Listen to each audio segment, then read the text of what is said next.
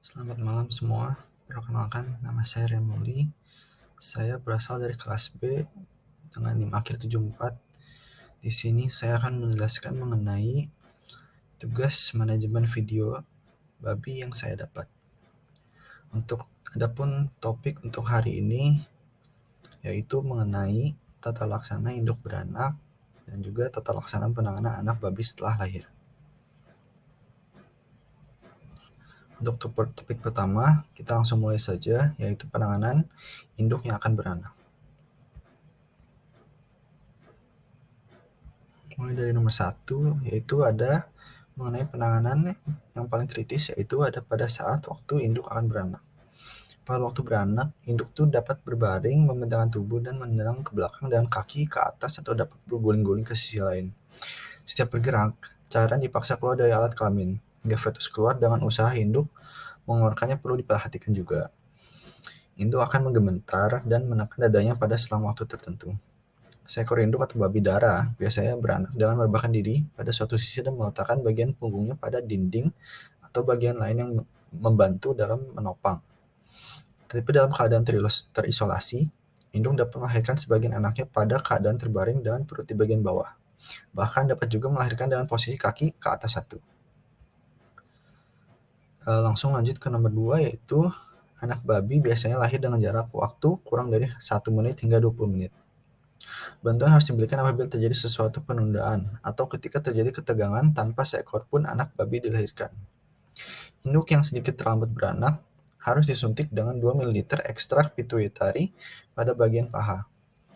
Apabila penundaan kelahiran disebabkan kekurangan hormonal, maka perlu diinjeksi untuk mempengaruhi ternak dengan oksitosin atau jenis obat lain dengan aktivitas oksitosin. Bahan ini hanya merangsang kontraksi otot licin dari dinding uterus dan kemudian mempercepat pengeluaran fetus. Beberapa induk, terutama babi yang baru beranak, kadang cenderung memakan anaknya selama atau segera setelah beranak. Apabila diganggu dengan anak babi yang sedang menjerit atau diganggu dengan suara lain, induk babi segera menyentak anak babi yang baru lahir.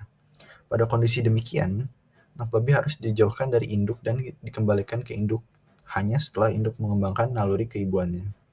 Apabila induk tidak tenang dan tetap jahat, dapat disuntikan dengan obat penenang.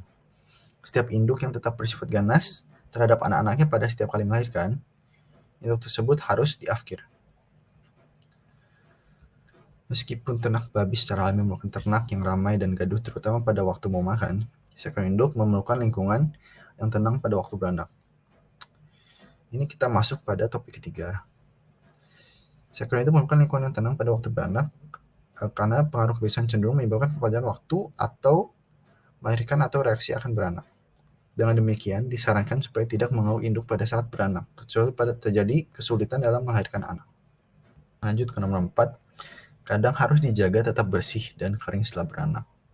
Kandang beranak yang selalu kering dapat menolong untuk mencegah anak babi mencret dan menjaga agar bagian ambing tidak tertutup oleh makanan yang berair, yang menyebabkan air susu induk babi yang baru beranak menjadi hilang. Jika kondisi lingkungan tidak menyenangkan, air susu hanya kadang-kadang keluar atau tidak sama sekali, sehingga anak babi menjadi lemah dan dapat mati secara tiba-tiba. Kematian anak babi sangat menonjol apabila tata laksana dan pemeliharaan induk dan anak kurang baik. Penyebab kematian anak babi adalah mati lahir, akibat kelemahan dan kelaparan, tertindih atau terjepit induk, penyakit yang timbul, dan lain-lain. Langsung saja kita lanjut ke topik selanjutnya. Di topik 2, kita masuk mengenai penanganan anak babi yang baru lahir. Untuk nomor 1, ada pemotongan tali pusar. Jadi tali pusar itu adalah organ yang sangat penting untuk pertumbuhan dan perubahan fetus selama kepentingan. Tapi menjadi suatu bagian yang tidak diperlukan dan merupakan daerah yang berbahaya untuk masuknya infeksi setelah anak lahir. Tali pusar harus dipotong dengan cara sederhana ada seperti berikut. Akan saya jelaskan, mulai dari pertama, ikat tali pusar kira-kira 2 cm dari pangkal dengan seutas benang steril untuk meyakinkan tidak ada bahaya karena pendarahan melalui arteri tali pusar. Atau potong tali pusar dengan gunting atau pisau di bawah ikatan, atau juga bisa oleskan tempat potongan tali pusar dengan iodium tincture keras untuk mencegah infeksi atau sakit pada tali pusar. Nomor 2, ada pemotongan gigi. Anak babi yang lahir dengan 4 pasang gigi atau 8 gigi tajam, 2 pasang pada tiap rahang disebut gigi hitam, gigi jarum, atau gigi serigala. Meskipun gigi tersebut cukup penting pada anak babi, namun gigi tersebut harus dipotong karena lebih banyak menimbulkan kerugian daripada keuntungannya bagi peternak. Alasan mengapa dilakukannya pemotong gigi adalah sebagai berikut. Yang pertama, gigi sangat efektif menyebabkan luka pada ambing induk dan mengakibatkan induk menolak untuk menyusui anak-anaknya.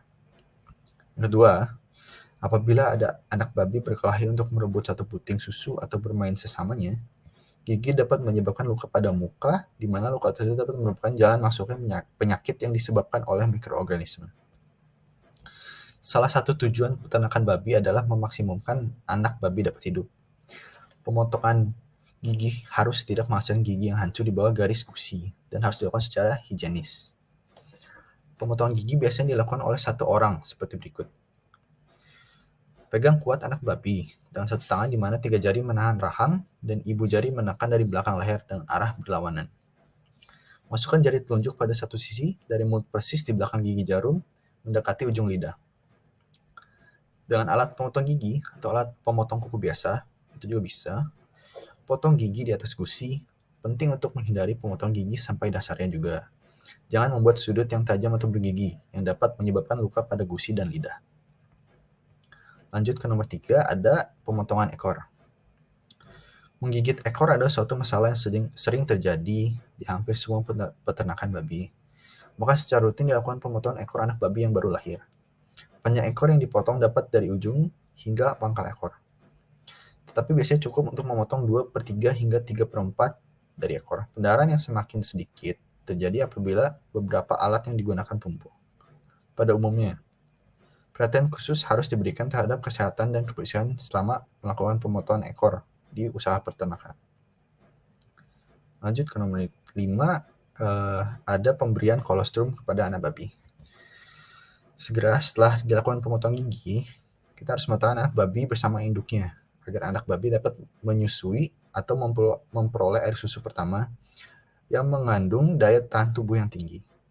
Penyerapan kolostrum adalah kritis untuk kehidupan anak babi yang baru lahir, sebagaimana fungsinya yang merupakan sumber utama kekebalan melawan penyakit pada masa awal kehidupan. Hal yang perlu dicatat bahwa secara bertahap, terjadi perubahan kolostrum menjadi air susu pada 2-3 hari periode transisi. Apabila ada anak babi yang lemah, harus diberikan kesempatan yang baik untuk menyusu dengan mengarahkan anak-anak babi ke ambing induk. Lanjut ke nomor 6, yaitu ada penyuntikan zat besi. Anemia pada anak babi menyusu merupakan masalah yang telah lama diketahui.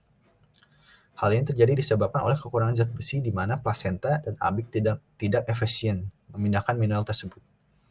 Penambahan zat besi untuk mengatasi kekurangan zat besi pada anak babi yang tidak bersentuhan dengan tanah dapat diberikan baik melalui mulut maupun disuntikan. Dalam air susu, induk kandungan zat besi sangat rendah dan anak babi yang lahir menyimpan zat besi dalam jumlah yang terbatas, di mana biasanya hanya mencukupi kebutuhan dari 1 minggu setelah lahir. Pada waktu lahir, dalam tubuh anak babi mengandung kira-kira 40-50 mg zat besi. Disimpan terutama dalam hati, di mana anak babi mulai menggunakannya setelah lahir. Secara rata-rata, anak babi membutuhkan 7 mg zat besi setiap hari pada minggu pertama setelah lahir. Sedangkan air susu induk hanya dapat memberikan 1-2 mg per hari kepada tiap ekor anaknya. Dengan demikian, anak babi akan kehabisan simpanan zat besi dan anemia akan timbul setelah 1 minggu. Apabila tidak teramati, perkembangan anemia dan resiko kematian akibat mencret radang paru-paru dan penyakit menular lainnya akan meningkat. Anemia bukanlah masalah yang serius apabila ternak babi dipelihara di luar kandang atau dilepas. Anak-anak babi selalu kontak dengan tanah yang secara alami kaya akan sumber zat besi yang diperlukan. Akan tetapi anak babi yang dipelihara selamanya dalam kandang dapat mengalami kekurangan zat besi kecuali diberi tambahan sebelum cadangan atau simpanan zat besi habis dipergunakan. Penyuntikan zat besi dan ikatan lain biasanya dianjurkan diberikan ketika babi berumur 3 hari, tetapi hasil memuaskan dapat diperoleh jika anak babi disuntik sewaktu-waktu pada minggu pertama setelah lahir. Penyuntikan cairan zat besi secara meyakinkan dapat mempertahankan hemoglobin pada taraf yang sangat tinggi. tetapi dapat menyebabkan luka pada tempat penyuntikan. Lanjut untuk slide berikutnya, kita ada mengenai penitipan anak babi dan makanan buatan. Jadi untuk penitipan anak babi, yaitu ketika anak babi kehilangan induknya. Ini dapat terjadi karena beberapa faktor seperti induk mati setelah beranak, ambing yang luka, tidak dapat menyusui atau jumlah anak yang terlalu banyak. Anak babi dari induk demikian hanya dapat dipelihara dengan berhasil apabila anak-anak babi tersebut memperoleh sejumlah kolostrum yang cukup. Untuk memelihara anak babi yang kehilangan induk, dapat dilakukan dengan menitipkannya pada induk yang tidak ada air susu dan induk yang mempunyai beberapa anak saja. Penitipan adalah memindahkan anak babi dari satu induk ke induk lain dalam suatu kelompok bibit. Penitipan dapat berhasil apabila induk ditangani dalam kandang yang mempunyai tempat beranak dan mulai dititipkan dalam waktu 48 jam setelah lahir. Pemindahan baik dilakukan lebih dini dalam kehidupannya sebelum pemilikan puting sudah tetap. Dan anak babi yang kuat dan lebih mengerti akan lebih berhasil dalam penitipan. Umur atau waktu penitipan merupakan hal yang sangat penting karena puting susu yang tidak digunakan akan menjadi kering. Meskipun dipindahkan pada umur dini, peternak masih akan menjumpai masalah karena induk dapat dengan mudah mengenal anak-anaknya melalui isyarat penciuman, dan kemampuannya itu akan semakin meningkat dengan meningkatnya umur babi. Banyak cara yang efektif yang telah dilakukan oleh para peternak untuk menghalangi induk dalam mengenal anak-anak babi yang bukan anaknya. Salah satu cara untuk menerima anak babi yang baru dengan pasti adalah menyatukan anak-anak babi dari induk dengan anak babi titipan dalam satu kotak selama 1-2 jam. Setiap anak babi tersebut tidak menyusu hingga mereka mempunyai bau yang sama. Mengolesi anak babi dengan air kencing induk adalah suatu cara yang lain. Menyiram anak-anak babi termasuk induk dengan bau-bauan obat pembasmi hama penyakit atau bau-bauan yang lain untuk menyebabkan baunya sangat disenangi oleh peternak dibanding dengan cara lainnya. Pemeliharaan anak babi yang kehilangan induk dapat juga menggunakan beberapa pengganti susu. Para ahli dari Universitas Dakota Selatan menyarankan menggunakan air susu campuran dengan komposisi 1 liter air susu sapi yang sudah dipasteurisasi, 0,3 liter air susu dengan setengah kepala susu dan setengah air susu, dan digabungkan dengan telur mentah. Bahan-bahan tersebut dicampur dan disimpan pada temperatur 3 derajat Celcius. Campuran dikocok dan sebagian dipanaskan sampai 29 derajat Celcius sebelum diberikan kepada ternak. Pemberian makan dilakukan dengan menggunakan selang karet yang sesuai dengan menyembuhkan ke alat penyemprot. Ujung selang dimasukkan dalam mulut babi dan langsung dipompakan ke kerongkongan, kira-kira 7,5 cm mengarah ke daerah jantung. Setiap ekor babi menerima dosis 15 cc campuran pada 5 jam hari pertama setelah lahir dan 20 cc pada hari kedua. Lanjut, untuk yang terakhir ada kastrasi atau kebiri. Jadi kastrasi adalah suatu pengambilan bagian kelamin utama dari penjantan, dan yang terbaik dilakukan pada waktu anak babi masih berumur 2 minggu. Pada umur ini, anak babi dengan mudah ditangani. Shock dan gangguan pertumbuhan sangat minim, dan kesempatan luka terkena infeksi sangat kurang, karena tempat atau kandang menyusui lebih bersih daripada kandang ternak babi sapian. Kastrasi anak babi dilakukan terutama untuk mencegah individu yang tidak diinginkan dari gambaran dirinya sendiri, fasilitas pemberian makan secara bersama, dan juga untuk tata laksana praktis lainnya. Tujuan dari pengambilan adalah untuk memperbaiki karkas, akan tetapi kenyataan secara keseluruhan memperlihatkan bahwa pertumbuhan babi jantan hampir sama bila tidak lebih cepat daripada babi kebiri pada umur pasar yang sama. Dan dengan efisien penggunaan makanan dan kualitas karkas yang lebih baik. Apabila seekor babi akan dikastrasi, kita tidak hanya harus mempertimbangkan umurnya, tetapi juga kesehatan dan kemampuan dari ternak terhadap kondisi. Contohnya stres. Melakukan kastrasi adalah suatu operasi yang sederhana, tetapi hal ini dapat menimbulkan bahaya apabila seseorang tidak mempertimbangkan kondisi ternak dan lingkungannya. Kastrasi dapat berhasil pada setiap musim, akan tetapi paling baik melakukannya apabila keadaan cuaca menyenangkan. Dipilih pada hari yang cerah, sejuk, hindarkan cuaca dingin, basah, atau beruap. Anak babi yang baru lahir tidak mampu mengatur suhu tubuhnya sebelum umur 2-3 hari. Tambahan panas yang diberikan selama keadaan dingin atau cuaca buruk, salah satu cara umum yang dilakukan untuk menanggulangi adalah menggunakan lampu 250 watt. Yang digantung, hal ini berguna untuk memberikan kehangatan dan menarik perhatian anak babi agar menjauhi induk apabila tidak sedang menyusui. Bola lampu digantung kira-kira 70-76 cm dari lantai, disesuaikan dengan pertumbuhan anak babi.